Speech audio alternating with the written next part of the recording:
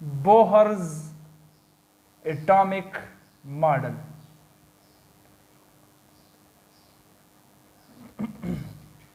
अच्छा, इससे पहले हम रदरफोर्ड मॉडल, वो आप 9th में पढ़ चुके हो, ठीक है। लेकिन रदरफोर्ड मॉडल में जो गलतियां उससे हुई थी, उस गलतियों को सुधारने के लिए आ गया नील बोहर। 1913 में उसने एक मॉडल प्रेजेंट किया जिसमें उसने उस गलतियों को, उस मिस्टेक्स को निकालने की कोशिश की जो गलतियां, मिस्टेक्स रदरफोर्ड से हुई थी। कुछ बड़ी गलतियां यहां पर रिवाइज कर लेते हैं, ठीक है। सबसे पहले फॉर एग्जांपल रदरफोर्ड ने कहा था अपनी थ्योरी में, रदरफोर्ड एटॉमिक मॉडल में, कि एक इलेक्ट्रॉन प्रोटॉन के गिर्द बिल्कुल ऐसा ही घूमता है जिस तरह के सूरज के गिर्द, सोलर सिस्टम में सूरज के गिर्द जमीन घूमती है। कैसे? रदरफोर्ड ने कहा था कि ये है न्यूक्लियस जिस पर पॉजिटिव चार्ज है, इससे गिर्द ये इलेक्ट्रॉन जिस पर नेगेटिव चार्ज है बिल्कुल ऐसे ही घूमता है जैसे कि सूरज के गिर्द सोलर सिस्टम के अंदर हमारी जमीन घूमती है।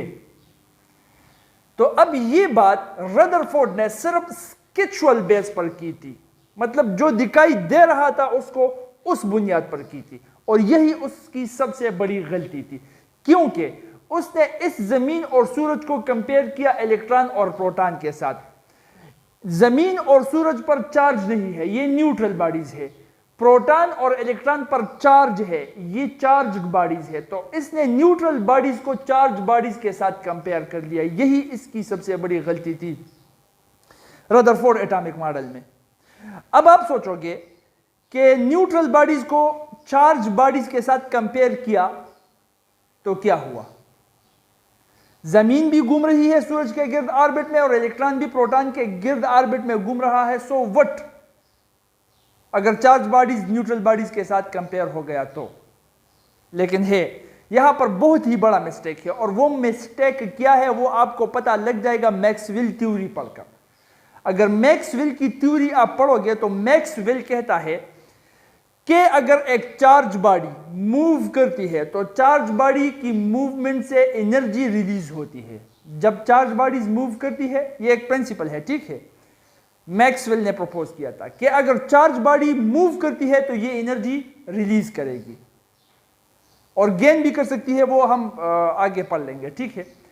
तो अगर चार्ज बॉडी सिर्फ सिंपल मूवमेंट करता है चार्ज बॉडी, तो इससे एनर्जी रिलीज होगी, एनर्जी रिलीज होगी इससे। तो अब देखो यहां पर जब इलेक्ट्रॉन मूव करता है और जमीन भी मूव करती है, जमीन पर तो चार्ज है ही नहीं, तो अगर जमीन मूव करती है इससे ना एनर्जी रिलीज होगी ना इसमें एनर्जी एब्जॉर्ब होगी।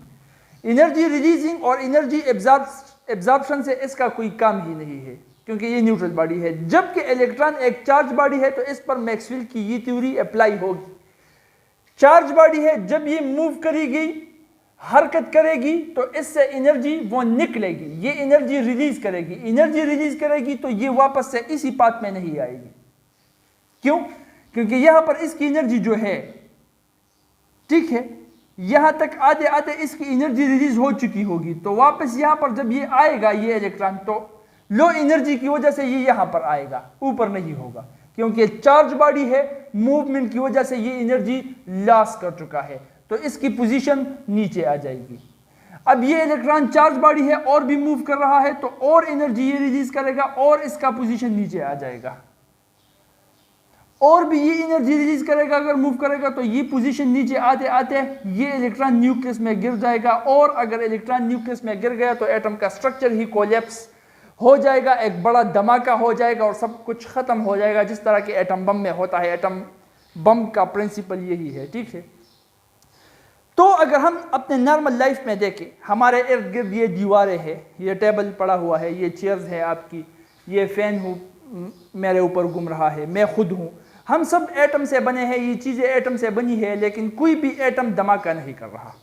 तो नॉर्मल रूटीन में हमको धमाका तो नहीं दिख रहा, इसका मतलब ये इलेक्ट्रॉन न्यूक्लियस में गिर ही नहीं रहा।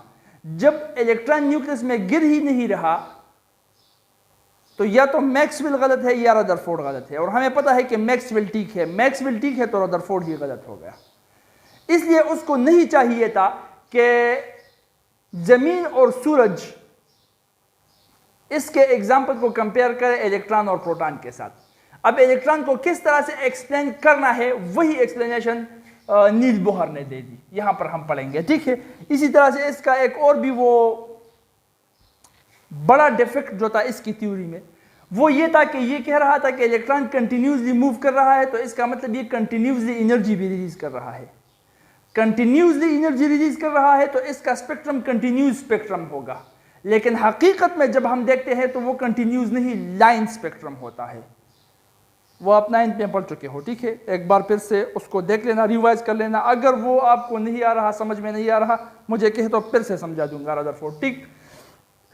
तो यहां पर अब आ गया जनाब बोहर साहब। बोहर साहब इसलिए आ गया कि वो इस रदरफोर्ड की इस गलतियों को ठीक करे। तो बोहर जी ने सबसे पहले कह दिया कि ये electron moves in circular fixed paths around the nucleus. ये इलेक्ट्रॉन जो रदरफोर्ड बता रहा था कि न्यूक्लियस के गिर्द घूम रहा है, बिल्कुल इस तरह जिस तरह जमीन सूरज की गिर्द घूम रही है, तो नील बोहर बता रहा है कि इसको बताना चाहिए था कि इलेक्ट्रॉन न्यूक्लियस के गिर्द एक कुछ खास सर्कुलर पाथ है, कुछ राहें हैं, कुछ रास्ते हैं। न्यूक्लियस के गिर्द कुछ सर्कुलर गिर्द रास्ते हैं, उन रास्तों में, उन पाथ्स में इलेक्ट्रॉन घूम रहा है। उन रास्तों से इलेक्ट्रॉन हट नहीं सकता। इलेक्ट्रॉन का रास्ता, घूमने का रास्ता, वही पाथ, वही रास्ता है, उससे हट कर नहीं जा सकता, कहीं भी नहीं हो सकता, ठीक है। तो नील बोहर ने बता दिया कि इलेक्ट्रॉन न्यूक्लियस के गिर्द कुछ खास सर्कुलर गिर्द रास्ते हैं, उस रास्तों, उन पाथ्स में घूमता है, और उन पाथ्स को हम ऑर्बिट्स भी कह सकते हैं, शिल भी कह सकते हैं। चूंकि इन सर्कुलर पाथ्स की एनर्जी फिक्स्ड है, हर एक सर्कुलर पाथ की एनर्जी फिक्स्ड है, इसलिए इसको हम एनर्जी लेवल भी कह सकते हैं। Point number 1 in Bohr atomic model, ठीक है। Point number 2, each orbit has fixed energy. हर एक ऑर्बिट की एनर्जी जो होगी वो फिक्स्ड होगी, इसलिए इसको हम एनर्जी लेवल भी कहते हैं कि इसकी एनर्जी फिक्स होगी। तो जितने भी ऑर्बिट्स न्यूक्लियस के गिर्द है, हर एक की एनर्जी फिक्स होगी, ठीक है। अच्छा, ये पॉइंट किताब के अंदर इसी में अंदर लिख दिया है, मैंने जुदा इसलिए लिख दिया कि आपको वाज़ेह हो जाए। नंबर नेक्स्ट, उसने बता दिया कि ये एनर्जी कितनी होगी, तो एनर्जी ऑफ ऑर्बिट या इलेक्ट्रॉन जो ऑर्बिट में घूम रहा है is directly proportional to the distance from the nucleus. वो ऑर्बिट में जो इलेक्ट्रॉन घूम रहा है उसकी एनर्जी जो है न्यूक्लियस से इसका फासला कितना है, इससे डायरेक्ट रिलेशन रखता है। डायरेक्ट रिलेशन मतलब अगर एक सेवा होगा, इंक्रीज होगा, तो दूसरा भी इंक्रीज होगा। अगर एक में कमी आएगी तो दूसरे में भी कमी आएगी। तो इसका मतलब इलेक्ट्रॉन न्यूक्लियस से जितना दूर होगा, ऑर्बिट न्यूक्लियस से जितना दूर होगा, उतनी ही उसकी एनर्जी हाई होगी। जितना इलेक्ट्रॉन या ऑर्बिट न्यूक्लियस के नजदीक होगा, उतनी ही उसकी एनर्जी कम होगी। इसलिए हम कह रहे हैं कि energy of the orbit is directly proportional to the distance from the nucleus. Nucleus से कितनी दूरी पर है उतनी ही उसकी एनर्जी हाई होगी, न्यूक्लियस से कितना नजदीक है उतनी ही उसकी एनर्जी कम होगी। पॉइंट नंबर 3, ठीक है। Point number 4 is as long as, या शॉर्टकट लिख देंगे, इलेक्ट्रॉन इन सेम या fixed orbit neither gains nor loses energy. जब तक इलेक्ट्रॉन सेम ही ऑर्बिट में घूमेगा, सेम ऑर्बिट सेम शेल के अंदर इलेक्ट्रॉन घूमेगा, ना तो ये एनर्जी एब्जॉर्ब करेगा ना ये एनर्जी रिलीज करेगा, ठीक है। पॉइंट नंबर 4, जब तक इलेक्ट्रॉन सेम ऑर्बिट में घूमेगा, ना ये एनर्जी एब्जॉर्ब करेगा ना ये एनर्जी लूज करेगा। पॉइंट नंबर 5, इफ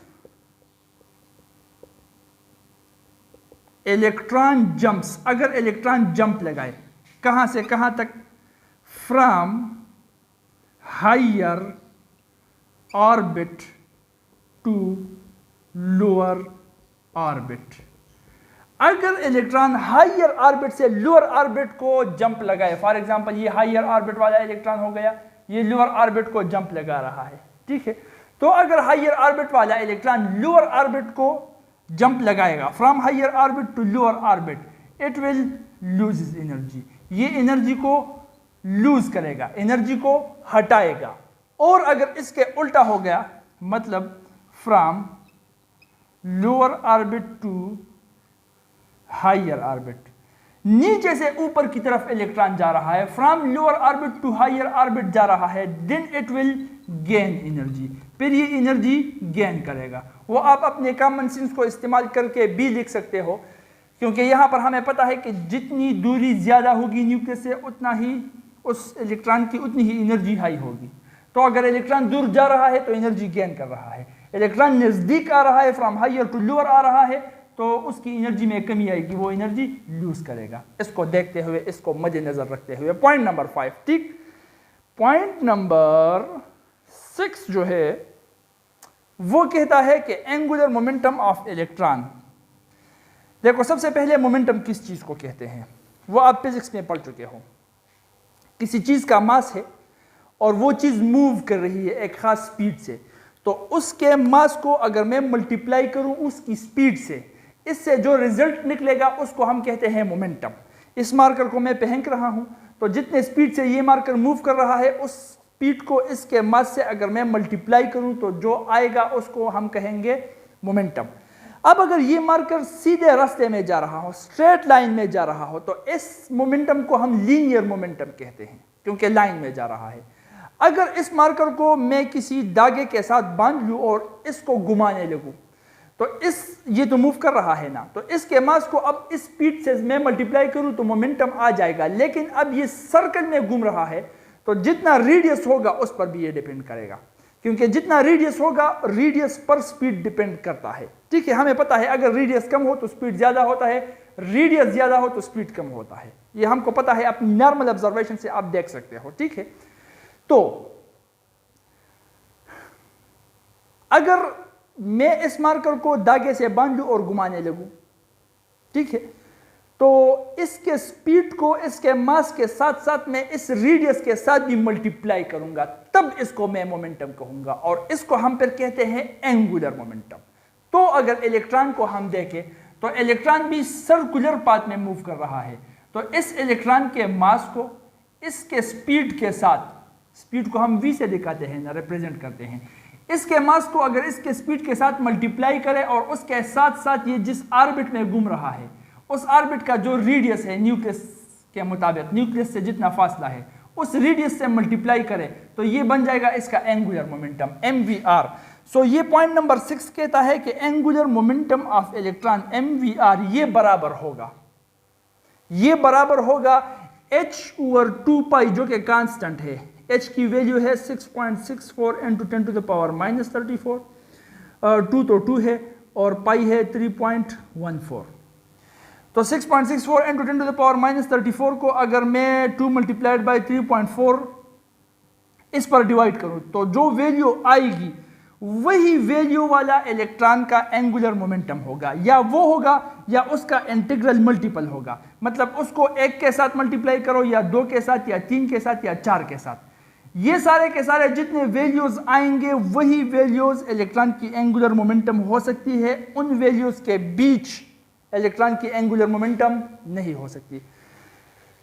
अगर कैलकुलेट करो, मेरे ख्याल से, आप खुद कर लो, मेरे ख्याल से ये इस तरह से कुछ आता है 1.05 × 10⁻⁻34 अगर 1 पर हम करें, ठीक है। और ये हुआ 1, यहाँ पर अगर 1 हो, अगर 2 कर ले तो फिर क्या आ जाएगा, तो इसको 2 के साथ मल्टीप्लाई करो, वो आ जाएगा 2.10 × 10⁻⁻34। और अगर 3 के साथ करें तो क्या आ जाएगा 3.15 × 10⁻⁻34, ठीक है। अगर 4 के साथ करें तो क्या आ जाएगा, 4 5 are 20, तो 4.20 × 10⁻⁻34 आ जाएगा। तो इस तरह सो ऑन। इसका मतलब इलेक्ट्रॉन का एंगुलर मोमेंटम जो है वो या तो ये होगा या ये होगा या ये होगा या ये होगा, इसके बीच में इलेक्ट्रॉन का एंगुलर मोमेंटम नहीं हो सकता। ये हमें कहता है पॉइंट नंबर 6, ठीक है। और इससे हम शॉर्टकट ये नतीजा अखज़ कर सकते हैं कि इलेक्ट्रॉन उस इलाके में घूम सकता है। ऑर्बिट, कोई जो ऑर्बिट होता है शेल, ये सच में कोई धागा नहीं होता, ठीक है, या आयरन रॉड या स्टील के रॉड से बना हुआ कुछ रेल की पटरी जैसी रास्ता ये नहीं होता। ये बस इमेजिनरी वो जगह है, इमेजिनरी वो पाथ है जहां पर इलेक्ट्रॉन, हम कह सकते हैं कि यहां पर इलेक्ट्रॉन हो सकता है, ठीक है। तो वो रास्ता, वो ऑर्बिट, वो वहां पर हो सकता है, मतलब इलेक्ट्रॉन वहां पर हो सकता है जहां पर इलेक्ट्रॉन का एंगुलर मोमेंटम इन वैल्यूज के बराबर आ सकता हो। अगर मैं यहां पर इलेक्ट्रॉन को निकालना चाहूं कि आया यहां पर इलेक्ट्रॉन हो सकता है या नहीं, तो इस जगह की एंगुलर मोमेंटम मैं निकालूंगा इलेक्ट्रॉन के मास, स्पीड और रेडियस को पुट करके। अगर इनकी वैल्यू, इनमें से एक भी वैल्यू नहीं आ रही, तो इसका मतलब यहां पर इलेक्ट्रॉन नहीं हो सकता। और अगर इनमें से एक वैल्यू आ रही है, तो इसका मतलब यहां पर ऑर्बिट हो सकता है, शेल हो सकता है, क्योंकि इलेक्ट्रॉन का एंगुलर मोमेंटम NH ओवर 2 पाई के बराबर आ रहा है, NH ओवर 2 पाई के बराबर आ रहा है। तो यहां पर शेल मतलब इलेक्ट्रॉन का पाथ, इलेक्ट्रॉन का रास्ता वो हो सकता है। बात समझ में आ रही है या नहीं? ठीक है, थोड़ा सा पढ़ लो, थोड़ा सा गौर कर लो इसके ऊपर। अगर फिर भी समझ में ना आए तो फिर कह देना, एक्सप्लेन कर दूंगा, ठीक है। अब